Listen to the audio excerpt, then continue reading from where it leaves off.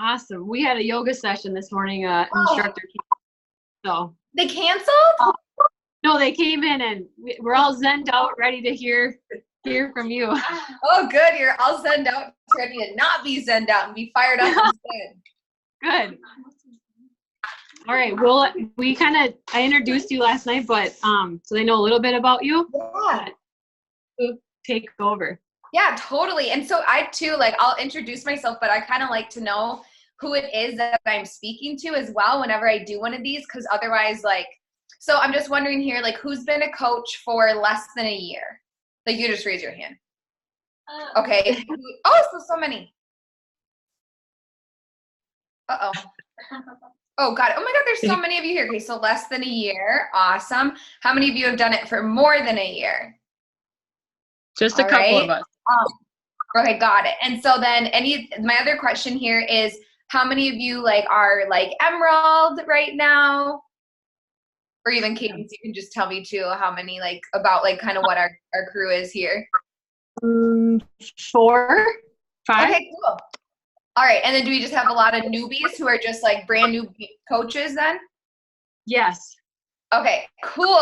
Okay, I love that. That's good for me to know, because otherwise sometimes I don't want people to be looking at me wait, well, who is this? What are you talking about? So yeah, I'm super excited. I totally went and crept a bunch of I went and crept pages to kind of try to see a vibe for your guys' team too, and it just seems like you're all so good-hearted and very dedicated to helping others live their best life. So I'm super excited to talk with you guys today. So I'm just gonna start off a little bit with my story. And I know you guys were probably told some of the accolades and things like that yesterday, but at the end of the day, those things are a byproduct of consistency and just showing up. So the accolades are cool, but I think the actual growth journey is even better. Give me 1 second.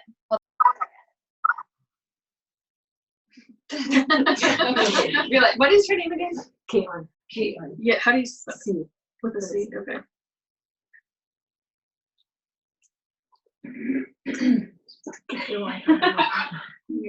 Just yelling at my husband to stop washing dishes for the first time in my life because it's too loud. I don't think I've ever told him to not do the dishes. Oh, anyway. So sorry. So my name's Kate. My last name is actually Brown now. I just got married. We actually just celebrated our 1-year anniversary on November 3rd. But I have been a coach for a little over 4 years. I started in September of 2014, 2015, whatever that would be. And at the time, I was a 3rd grade teacher. So I was teaching 3rd grade. It was my 2nd year teaching. The year prior, I had taught 6th grade, and my job was cut. So then I got moved to new, basically it felt like my, first year of teaching all over again. Is anyone here a teacher? Those are everyone. Everyone. Yeah, Beachbody steals a lot of good teachers as full-time coaches.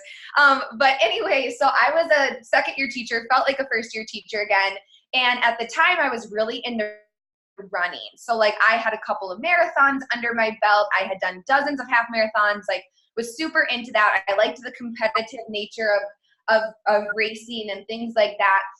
And I was happy. I know a lot of people have these stories with coaching where they were in thousands of dollars of debt or they had a horrible divorce. I was happy. I was 24 years old teaching at a school that was super rewarding but extremely challenging. I worked at a school with about a 40% homeless population, a lot of students who came from other countries and students who didn't speak English, and I loved the challenge. And I came into a challenge group because I wasn't even though I was running and I was fairly healthy, I wasn't happy with my body. And I don't know how many of you have this story too, but my journey with Beachbody actually started way, way, way long time ago when an ex-boyfriend from college pirated me some P90X workouts. And then I never did them because I was this is shitty. And then I ordered 21 Day Fix off an infomercial, tried it for a day, and it sat in my closet for over a year. I remember taking out the containers and I was this is way too hard, and I just didn't go for it. And it sat there. So I'm, in the beginning of the school year or going into the school year, and I see my coach post a before and after photo. So if you are nervous about posting a progress photo, you got to get over it. And if you don't have a progress photo, it means you need to go rock a program first, because you posting your progress could literally change the trajectory of someone else's life 100,000,000%. Okay. So I saw her post and I reached out to her. She was, my upline is Molly Asplin. And Molly was an acquaintance, like very acquaintance from college. I knew her because I used to go to her fitness classes when I was a freshman and she was like a junior. So I messaged her, I was like, I already have this, and she put me into her challenge group. So got into her group, and I never worked with a coach before, and I really loved the community. And so I was headed into this school year, you know, August, really getting into a routine with the challenge group. I really liked it. And very quickly, Molly just said to me, you know, in passing in a message, like, you know, Caitlin, have you thought about coaching like I do? And immediately what happened? Probably like what a lot of things that happened for you, you had a limiting belief that came in your head of, oh, no, I couldn't do that. I don't know many people who are like, yes, I will be a coach and I'm going to rock it. And like, I don't have a lot of people like that. Everybody has some sort of limiting belief. And for me, my two big ones were, my first one immediately was, I'm not fit enough. Like, you know, it was in my head, I was like, what credibility do I have? I'm a 24-year-old third grade teacher teaching freaking moon phases and multiplication. I have no background in health and fitness. Like, what credibility do I have? And on top of it, I was 20 pounds heavier then than I am now. And so in my head, I was like, who's going to want to do this with me? Like, I'm healthy in the sense that I run and I'm fit that way, but I didn't think anyone would want to come join me. And my second one was busy. I'm so busy. I'm a third grade teacher. It's my second year. I moved grade levels. Like, I just thought that it would be a lot on my plate. But I also, you guys, had a little seed planted in my head, and here's why. A couple of weeks before Molly had asked me if I had thought about coaching, Molly got together with like 3 of her coaches on her deck, and they were eating fajitas together. And it was a very simple post that Molly had with the girls that she was co-leading the challenge group with. And in my head, even though I didn't think I was qualified, I remember being like, damn, that looks pretty fun. Like, kind of in my head, like, why didn't she ask? Like, I like fajitas. I'm a fun person to hang out with and have a margarita with on a deck. Like, so again, you guys, if you're not sharing like the coaching opportunity, and it doesn't have to be like now, I actually think it was easier to talk about coaching when I was a brand new coach making $50 a week than it is now as a elite coach making $3,000 a week. Like, it was so much more relatable when it was me and one other girl. So do not discount that if you have a business coach, to go post about that community and share about that community, because that was the seed planted, that even though I had that limiting belief that I wasn't fit enough or I was too busy, I remembered the photo of the fajitas on the deck, and I wanted to be a part of that. And I didn't know why I wanted to be a part of it, but I did. And I don't know how many of you have a similar experience to that, but it's crazy. And Molly and I laugh about that all the time. I'm like, so glad you had those fajitas on that Thursday night or whatever it was. So anyway, I decided to go for it. And so I jumped in, and from the start, I was someone that I just did exactly what Molly told me to do to be successful. She told me I needed to post my coming out post. She told me I needed to go and help 3 people a month, and there's this thing called Success Club. She told me if you do it, you can go on this free trip to Nashville and go to this thing called Summit. And I was in. I was someone that was like, if you just tell me what to do, I will go do it, because if you're going to tell me that that makes me successful, I'm going to follow it. And my point of this, you guys, is that this entire business is just action. Like, every single coach is overqualified with information. Corporate sets you up. YouTube sets you up. You creep on other coaches. You guys have girls have great uplines. Like, you have enough knowledge, but I see a huge gap where people get stuck in knowledge and not action. And the best way through those limiting beliefs, those best way through your fears, is through action. Because fear, you guys, is just the fear of the unknown, right? It's like, I don't know what this is going to be like. And you're not going to know what it's like until you do it, right? So I just started doing the things that Molly told me to do. And I quickly started to get better results. I was losing weight. So again, you guys, the limiting belief that I hear a lot of coaches use this time of year is like, oh, well, it's the holidays. I'm like, sorry, I'm such a swear, but I'm like, Thanksgiving is a day. It is literally not even a day. It's 4 hours. Like, I lost a majority of my weight in November, and I have had historically my highest Success Club numbers in November and December every single month since I've been a coach. In my first year coaching, I had SC26 in December as a little brand new baby coach, and I remember my uplines being like, how'd you do it? I was like, I don't know. I just kept asking people to join me. Like, I just want you guys to realize that your only limit is ever you in this, okay? So fast forward, I coached, I kept doing it month after month. And again, I love that there's so many newbies in here because I need you to hear me loud and clear. Don't stop before the good stuff happens. There are far too many people who come into this and they give it 3 months, and then someone from high school that they actually don't give a shit about comments like, oh, you're doing that Beachbody thing, and then they quit. And it's like, then they want to go and complain that it didn't work for them. And it's like, no, you did not stick around long enough for this to change your life. And I can truly tell you guys that if you take action every month, if you hit Success Club every month, if you decide to just invite to coaching every single month, to go Emerald, try to go Emerald every week, and you don't quit, it will fall into your favor that this will work for you. And that doesn't mean it's going to be an easy road, but it does mean that you just have to think of this like college. I'm in year 4 of coaching, and I finally now feel like I'm like, oh, this makes more sense now. Like, I just got my degree in Beachbody, right? So I want you guys to be consistent over time, because consistency over time is the only secret sauce. And I'm wearing my secret sauce shirt. That is the only secret sauce to this, okay? So I want to talk really quick too about consistency with your mindset, because what's going to happen for you is you're going to reach this new level. Like, maybe you go Emerald, or maybe you go Diamond, and you think like, yes, I made it. But every time that you guys achieve something, or you cross off something on that, to-do list that you wanted to do, or you earn a retreat, you're always going to face a little bit of adversity right afterwards, because you've excelled at something, you've gotten better at something. Now it's time to continue growing, right? So an example of this was when I first became a coach, like a year in, 2 years in, I was probably 2-star at that time. I was really loving coaching. I was kind of having the seeds planted. Maybe I would want to do this full time and not teach. And I thought we could lock in elite that year because we were going to go 5-star, but meaning I had 5 diamond coaches. And my mentor, my corporate mentor, was like, well, Caitlin, you hit SC10 like every month. You need to up that to like 20 to like 26 every month without fail. And I was just like, okay.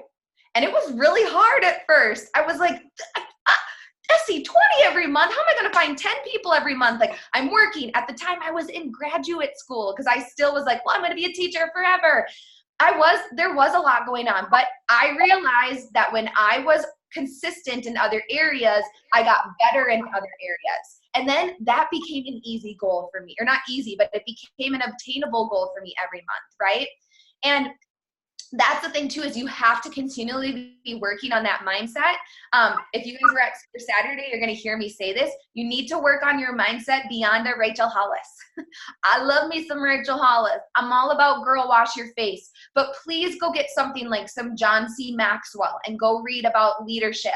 I'm reading this right now, and it's honestly one of my favorite books of all time. It's called There's No Plan B for Your A Game. That's a really good book. Make sure you guys are developing yourself even before you have that team.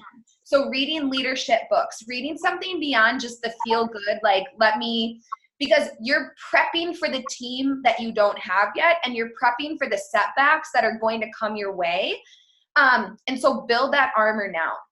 So as I kept coaching, I kept dreaming a little bigger. Every week when I listened to the National Wake Up Call, that seed was planted.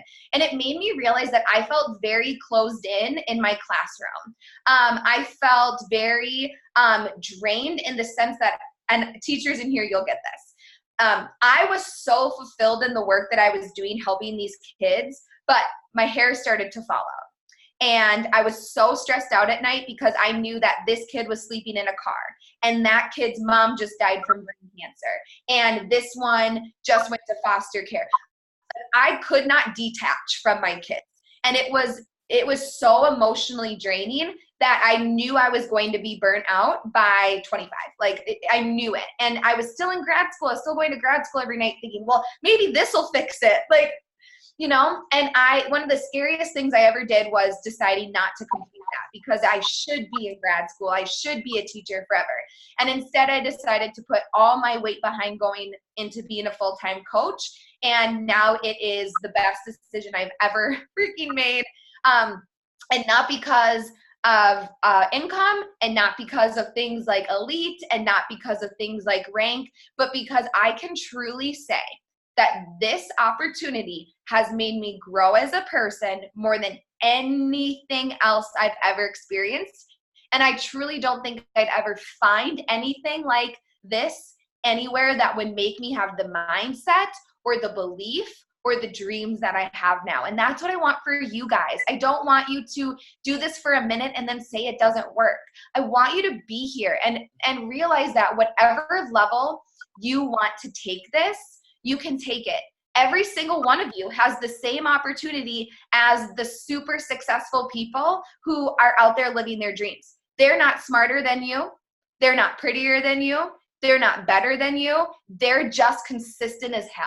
And that's really truly the biggest thing that I've learned is we have to get rid of the comparison game that this person could do it better or this person is just a better leader, because anytime one of your sisters on this team has success, she is showing you that you can do the same. So right now, Molly is at the 15-star retreat because she went 15-star diamond this year. And for me, it's like I've been like, you know, seeing her photos and I'm like, cool, like I'm going to do that too. And it might take me, I don't know when I'll get there, but seeing like my best friend accomplish something like that I think is so cool. I'm like, cool, like that opens the door for me too. And I can confidently say that through self-growth, I can say that. 2 years ago, I probably would have been jealous and like, but I'm a 3 on the Enneagram. If you guys study that, that's a very 3 thing. But just realize that everybody else's success is literally just them opening the door, waiting for you to come through to say, hey, you can come do this too. One last thing that I kind of want to leave you guys with, and like I said, so I was a teacher, I quit my job, and then when I became a full-time coach, and does anybody here ever dream about being a full-time coach? Like, is it something you maybe want to do? Okay, cool. And there's always a couple in there. And some of you, I definitely didn't want to be at first. Like I was like, I'm going to be that old teacher who's like sitting with her glasses and all her students come in like, you changed my life. Like that was literally what I thought. I don't know, savior complex. I feel like a lot of us teachers had that too. But now that's my train of thought, trying to be ridiculous here. Oh yeah, so I became a full-time coach. And in my mind, I was like, we did it. Everybody's going to want to come see this. You left your job. You tripled your income. You've been elite twice. Like, you're going to post about being a full-time coach in your office. And in my mind, it was going to be like the doors were like, people were clamoring to come do this. And I had I'm like looking around like, the thing about it, guys, is even when your wildest dreams come true, like when I was grinding to go full-time coaching, like it is like this office, like I used to dream about having a house with a gray and white office with blush, like, you know, like I wanted the slow mornings with the coffee. I wanted to be able to do whatever I wanted. I wanted to be able to teach what I wanted without some parent coming in telling me how to do my job. Like that this has happened. But you have to realize too that you always have to evolve, because also once we reach that level, it's not going to be what we expect, but it is going to be what we need.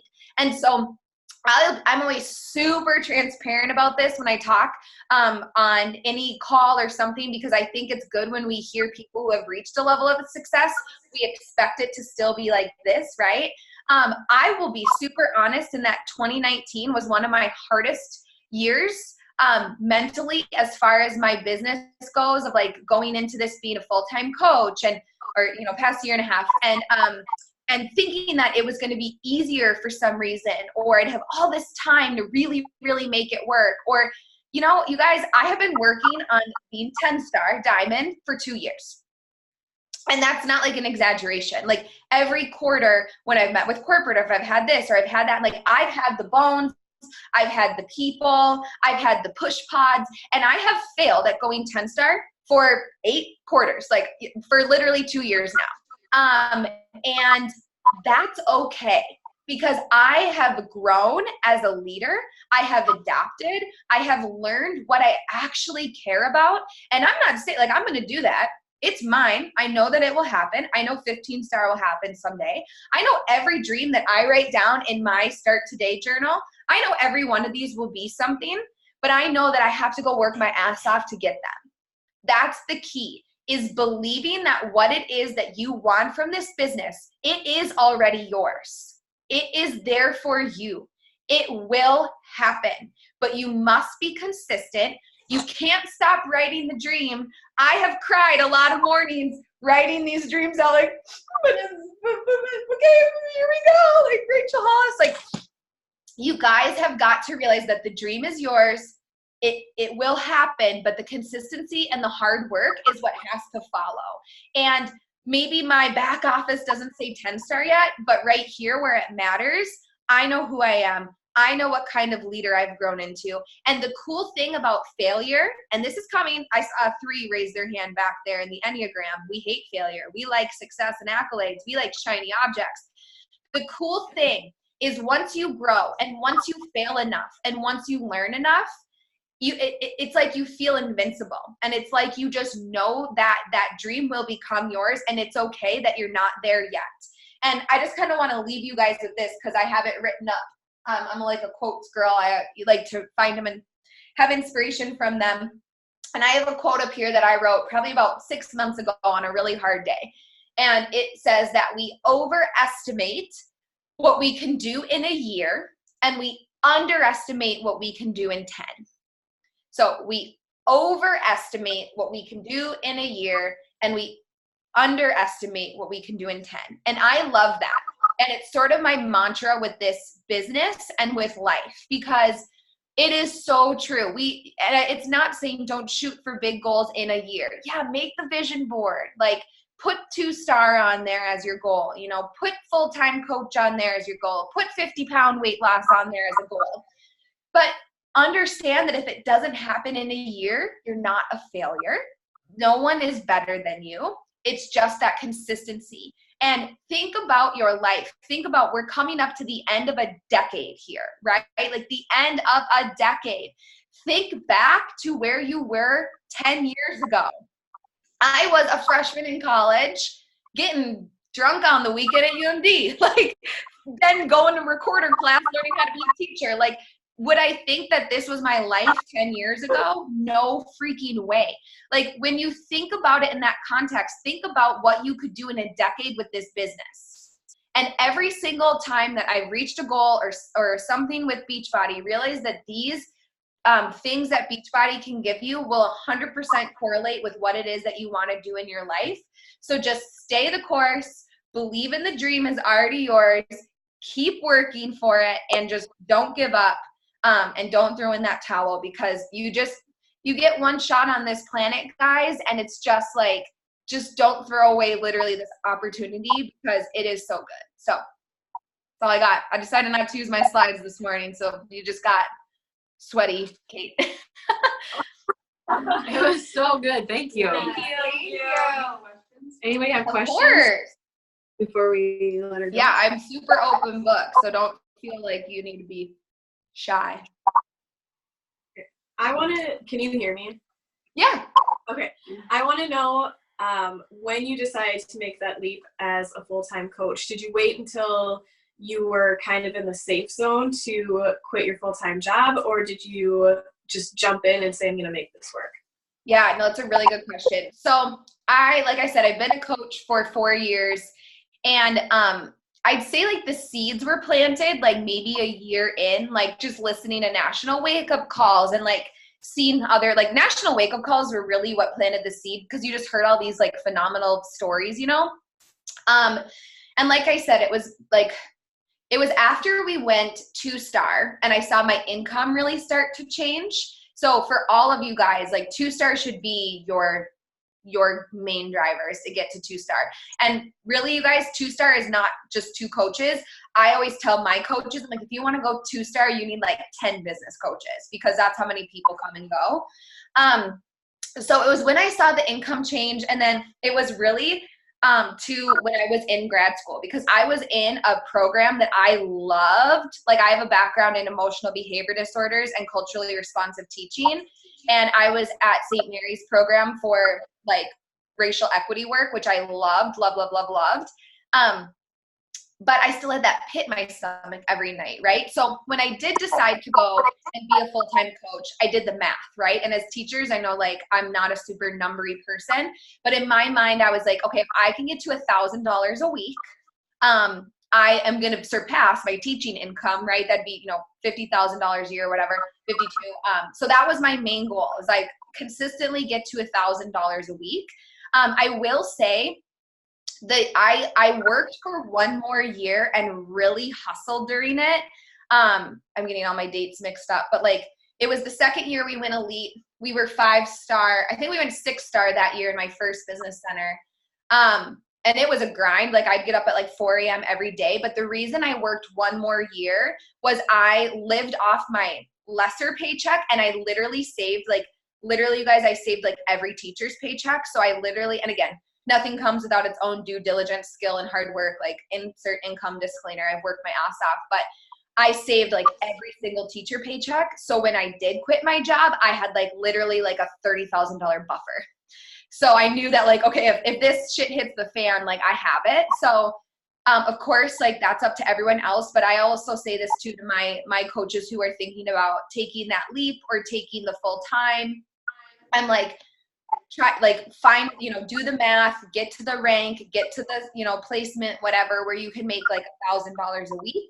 And at the time too, like, insurance and that kind of stuff. But yeah. And then too, it's just like, it's the belief. And it's also you guys too, like if that is one of your goals, like I had so many people who were like, wait, you're not going to teach? I'm like, yeah. They're like people were flabbergasted. Like, are you going to be okay? And I was like, yeah, I'm going to be fine. It's like, also realize you guys, like you are not a tree. Like you're not stuck. And like, it always makes me laugh when like, it's like, if I wanted to go back to teaching tomorrow, let me go open up Minneapolis Public Schools job postings and I'll find one tomorrow. Like people get so scared. It's like, I'm sorry, but like, and to like, I was so like, but the kids need me. And Molly was like, it's so not like that. She's like, they'll find a new teacher that they really like. I was like, damn, you're right. Yeah. Like, I'm not like changing the world. Like, I don't know. So yeah, that's about what I did. I'm someone that's like, be smart about it. I don't think that you should quit when you're like a brand, like if you're making like $50 a week, don't go quit your job. Like go hustle, go work for it and make it worth it, Yeah, I hope that helps. Anybody else? No? All right. Well, thank you. Awesome. Well, Let's you guys go on. Have a good day. Your house looks so cute. We're in a little farmhouse here. Oh, well, have a time of your life and drink some mimosas for me. Sounds good. Thank you so much. Bye, guys. Good luck with our Girls on the Run.